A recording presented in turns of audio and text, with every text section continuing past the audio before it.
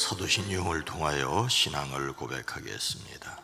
전능하사 천지를 만드신 하나님 아버지를 내가 믿사오며 그 외아들 우리 주 예수 그리스도를 믿사오니 이는 성령으로 잉태하사 동정녀 마리아에게 나시고 본디오 빌라도에게 고난을 받으사 십자가에 못 박혀 죽으시고 장사한 지 사흘 만에 죽은 자 가운데서 다시 살아나시며 하늘에 오르사 전능하신 하나님 우편에 앉아 계시다가 저리로서 산자와 죽은 자를 심판하러 오시리라. 성령을 믿사오며 거룩한 공회와 성도가 서로 교통하는 것과 죄를 사하여 주시는 것과 몸이 다시 사는 것과 영원히 사는 것을 믿사옵나이다. 아멘. 거룩하신 하나님, 이 새벽을 깨워주심을 감사합니다. 찬송과 영광과 존귀를 받으시옵소서. 우리의 매일매일 일상이 하나님의 품에 안기며 하나님의 마음에 들고 하나님의 뜻을 이루기를 원하고 원하나이다. 하나님, 우리의 기도에 포함되어 있는 그 이름들이 복되게 하시고 우리의 기도의 간구와 부르짖음이 주의 뜻에 합하여 속히 이루어지기를 원하고 원하나이다. 주여 친히 우리를 담대하게 하시고 강건하게 하시고 평안하게 하옵소서. 일천번제를 드립니다. 오랜 기도 간절한 기도 위에 주의 손을 더하여 주시옵소서. 속회로 모일 수 있게 하심을 감사합니다. 속회로 모일 때에 말씀이 있고 기도가 있고 간증이 있고 성령의 역사가 있어지게 하옵소서. 지금까지 지내온 것을 주님의 은혜로 고백합니다. 잠시의 고난이 있다 할지라도 또한 지나가리라는 믿음으로 승리하게 허락하여 주시옵소서. 온 가족을 강건케 하옵소서. 이 시간도 우리에게 말씀을 더하여 주시옵소서. 예수님의 이름으로 축복하여 간절히 기도드리옵나이다. 아멘. 찬송가 220장입니다. 찬송가 220장, 사랑하는 주님 앞에. 사랑하는 주님 앞에 형제자매 한 자리에 그 신 은혜 생각하며 즐거운 찬송 부르네. 내 주 예수 오늘 받아 모든 사람 내 몸 같이 환난 근심 외로워하고 진심으로 사랑하세. 사랑하는 주님 앞에 온갖 충성 다 바쳐서 괴로우나 즐거우나 주님만 힘써섬기네.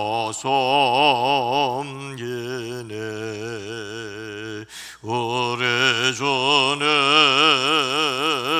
거룩한 손 제자들의 발을 씻어 남 섬기는 종의 도를 몸소 행해 보이셨네. 사랑하는 주님 예수 같은 주로 섬겨나니 한 표받아 한 몸이론 형제여 친구들이여 한 몸 같은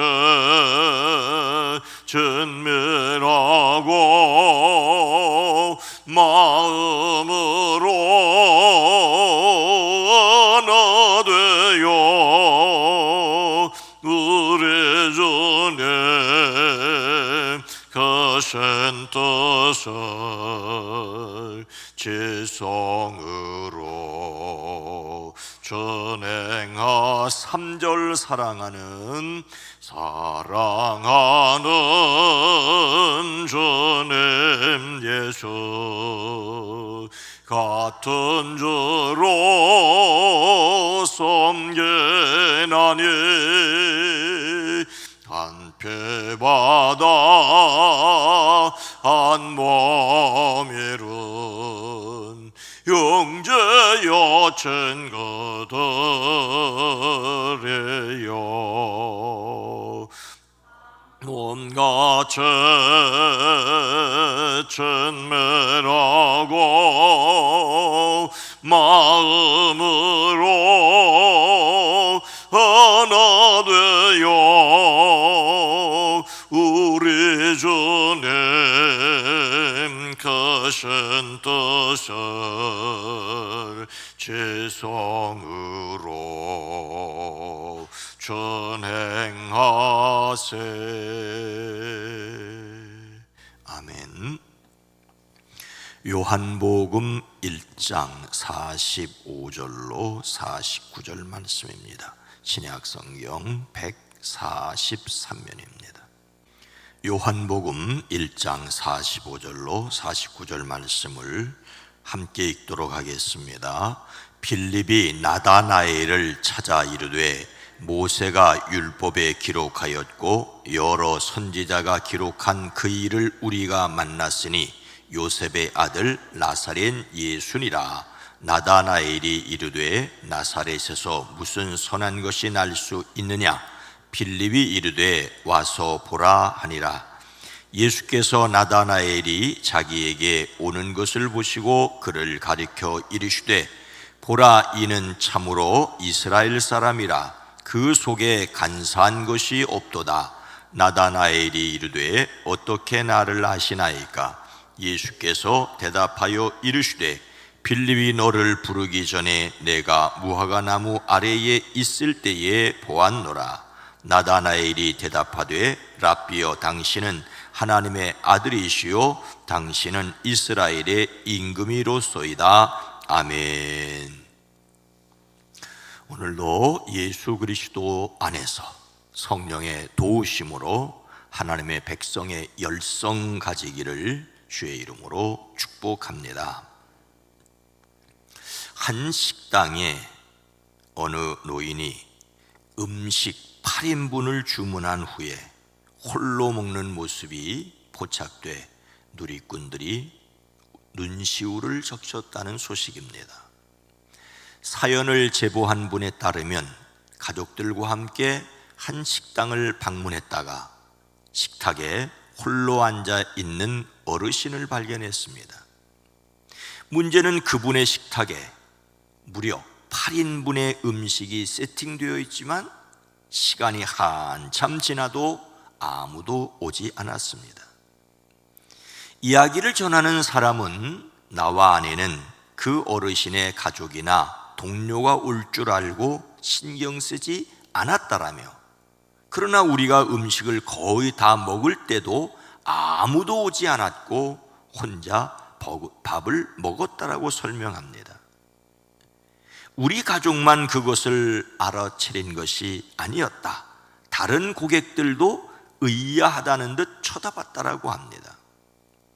하지만 그 어르신은 아무렇지도 않게 홀로 옆에 있는 빈 의자와 대화하듯 하며 밥을 먹었고, 옆을 지나가던 한 손님이 실수로 의자를 쳤지만 그분은 화내지 않고 침착하게 의자를 정리한 뒤 계속 밥을 먹었다고 합니다. 사연이 궁금해 직원에게 물었더니 이분은 매주 2, 3회 이 식당을 방문해서 8인분의 음식과 음료수를 준비한 뒤 혼자 식사를 한다며 항상 음식값 전체를 지불한다고 했답니다. 정서적으로 불안해 보이지도 않고 옷도 제대로 입고 마스크도 잘 착용했고 음식값도 잘 지불했고 식탁도 깨끗하게 정돈했다고 덧붙였답니다. 이분에게 어떤 사정이 있는지, 가족이 있는지 알 수 없다며 이분이 또 어떤 일을 겪었기에 이런 일을 하는지 아무도 모른다며 이분에 대하여 함부로 판단하지 말 것을 강조했다고 합니다. 가장 슬픈 8인의 식사, 매주 가족 만찬 주문 뒤 홀로 먹는 노인이라는 제목으로 싱가포르의 한 방송이 소개한 내용입니다. 우리나라가 아니라서 다행이라고 말할 수는 없습니다. 어쩌면 8인의 식사를 준비하고 혼자 먹는 분이 없을 뿐입니다. 내일 어버이날을 맞으며 조심스럽게 드리는 우울한 소식입니다. 예수님을 담는 성품 5월의 주제는 열성입니다. 예수님을 담는 성품으로서 열성은 내 안에 있는 하나님의 에너지가 내 생각과 의지와 감정을 통해 나타나는 것입니다. 이를 위해 하나님의 능력으로 무관심했던 사람에게 관심을 보이는, 무관심했던 사람에게 관심을 보이는 그때 열성이 일어난다는 것이지요. 오늘 말씀에서 나다나엘은 어떤 사람이었습니까? 나다나엘이 이르되 나사렛에서 무슨 선한 것이 날 수 있겠느냐? 빌립이 이르되 와서 보라 하니라. 나다나엘은 예수님께 냉소적이었습니다. 예수님의 12 제자 중에 빌립이 있었지요. 그 빌립이 나다나엘을 찾아가 모세가 율법에 기록하였고 여러 선지자가 기록한 그 일을 만났다고 말합니다. 모세가 율법에 기록하였고 여러 선지자가 기록한 그 이가 바로 예수님이라고, 즉 구약에 예언된 메시아가 바로 예수님이라고, 예수님이 다윗의 후손으로 이스라엘을 구원하기 위한 메시아라고 소개를 합니다. 그런데 갈릴리 가나 사람인 나다나엘의 반응은 한마디로 시큰둥하였습니다. 나사렛에서 무슨 선한 것이 날 수 있겠느냐?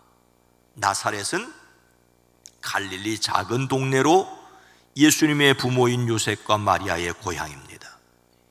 예수님 이후에 나사렛은 예루살렘과 베들레헴에 버금가는 곳이 되었지만 당시에는 아니었습니다. 나다나엘의 말에는 예수님을 경멸하는 뜻이 포함되어 있습니다. 이것은 정통 유대인들이 나사렛 사람들에 대해 가지고 있던 부정적인 마음 그 자체였습니다. 예수님 당시 이곳 주민들은 대개 멸시의 의미가 담겨진 나사렛 사람이라고 불렸습니다. 빌립이 메시아라고 말하는 예수님이 나사렛 사람이란 말을 듣자 나다나엘이 이렇게 반응한 것은 그 당시 사회 분위기를 비추어 볼 때 조금도 이상한 것이 없었습니다. 메시아가 나사렛과 같은 천박한 동네에서 날 수 없다는 것이지요.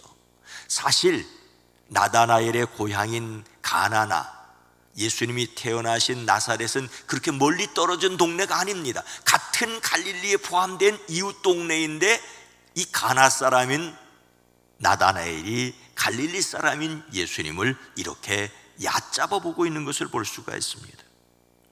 그들이 고대하던 메시아가 나사렛에서 나왔다는 주장은 수긍하기 힘든 어림없는 소리였습니다. 구약에 능통한 나다나엘은 메시아가 나신다면 유대 땅 베들레헴에서 날 것으로 알고 있었을 것입니다. 그런데 마치 이방인의 땅처럼 취급되는 갈릴리 가운데서도 나사렛 출신이라는 말에 그곳에서 무슨 선한 것이 날 수 있겠느냐라고 콧방귀를 뀌었습니다. 이런 나다나엘에게 빌립이 할 수 있는 말은 와 보라였습니다.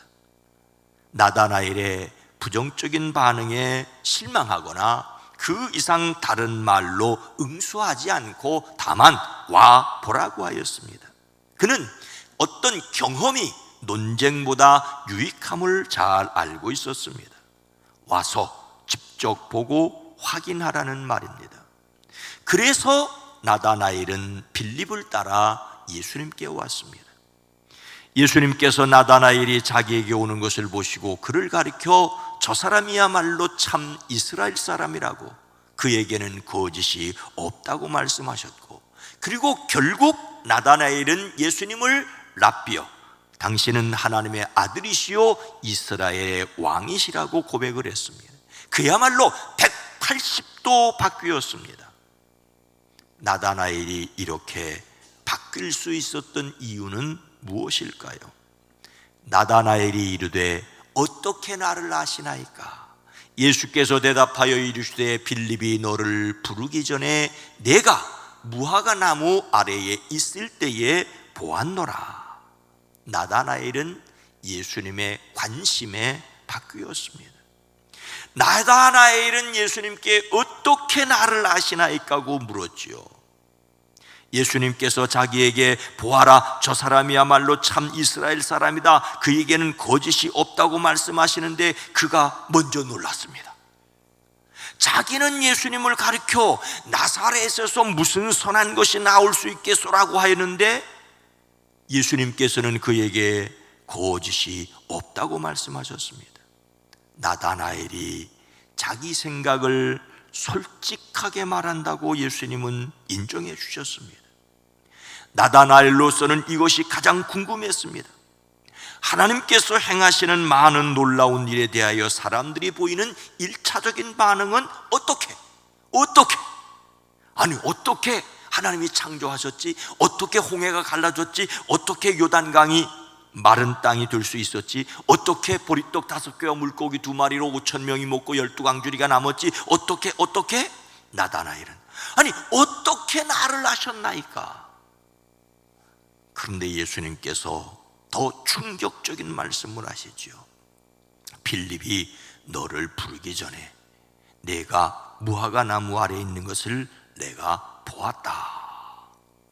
예수님은 빌립이 나다나엘을 부르기 전에 이미 그를 보셨습니다.